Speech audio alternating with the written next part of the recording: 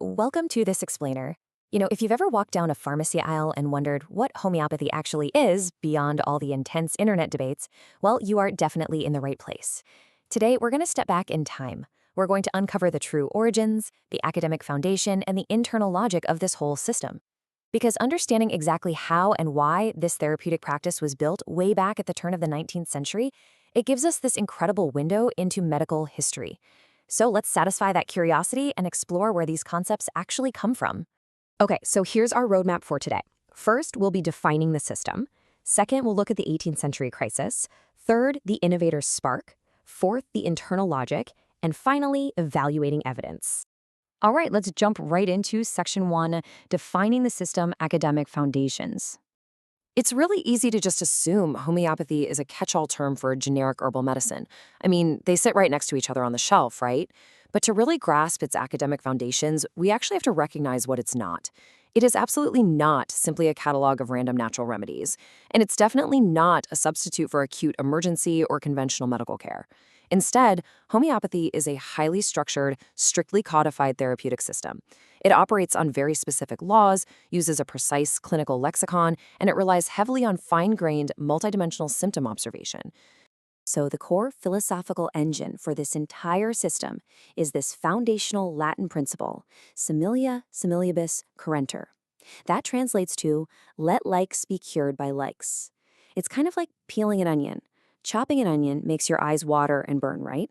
Well, under this principle, a microscopic dose of onion would theoretically be used to treat a patient who has watery, burning eyes from, say, seasonal allergies. It essentially proposes that a substance capable of producing specific symptoms in a completely healthy person can then be utilized to treat those exact same symptoms in a sick person. Moving right along to Section 2, 18th century crisis, the medical landscape. Let's set the scene a bit.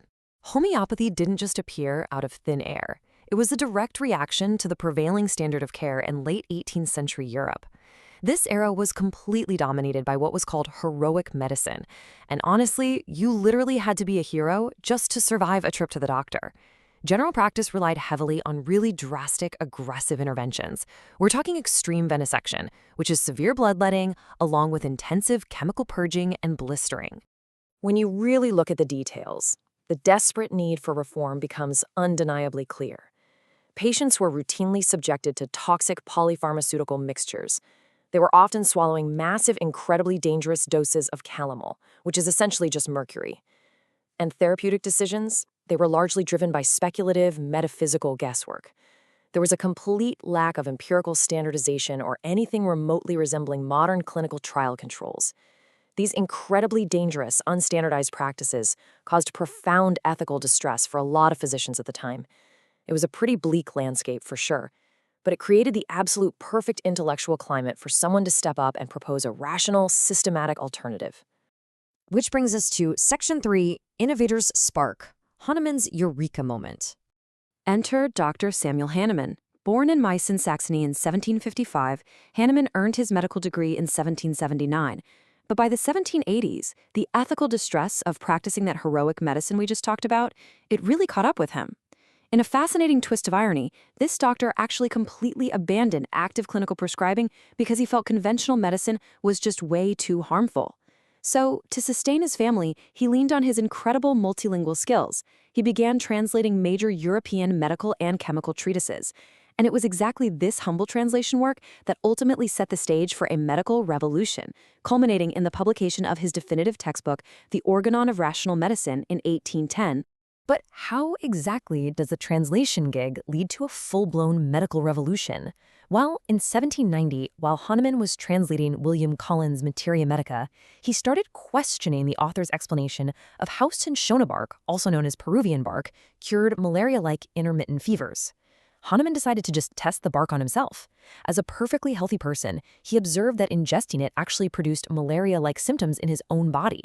This was his big eureka moment. He theorized that a substance cures an illness precisely because it can induce similar symptoms in the healthy. And just like that, the law of similars was born. Let's dive into Section 4, the internal logic of homeopathy. At the very heart of this system is the classical philosophical concept of the vital force, or Lebenskraft. Hahnemann aggressively contested the dominant medical view of his time, which really just reduced disease to isolated mechanical or chemical breakdowns in the body's tissues. Instead, this classical doctrine posits that life is overseen by an invisible, intelligent life force. Under this specific view, disease isn't the physical symptom itself. No, the symptom is just the downstream material outcome of an energetic imbalance. It's a derangement of this vital principle. Because of this energy-based philosophy, the clinical logical flow is incredibly specific. It starts with meticulous case-taking. This means capturing the patient's exact multidimensional expression, their physical sensations, specific pain locations, even their mental attributes. Step 2 is synthesizing all of this data into a totality of symptoms. This creates a totally unique, highly individualized picture of the patient, pretty much entirely discarding generic disease labels. Once that comprehensive picture is built, step 3 is the similars match. This is where they cross-reference this unique profile against known substance profiles. Finally, the physician prescribes the minimum dose, using a unique dilution and succussion process called potentization. This is specifically designed to maximize the dynamic action while minimizing any toxicity. Now for our final part, Section 5, Evaluating Evidence, Academic Language. If you are researching this topic today, precision is absolutely mandatory. When discussing alternative therapeutic paradigms, we have to carefully, deliberately separate Hahnemann's historical philosophy from contemporary biomedical trial outcomes. If we're making a historical or philosophical claim, we use language like, within classical doctrine, the vital force acts too, or Hahnemann argued. But the moment we shift the conversation to modern clinical efficacy, we must rely on cautious, precise language like research methodologies vary extensively in quality, or the clinical trial evidence displays significant heterogeneity.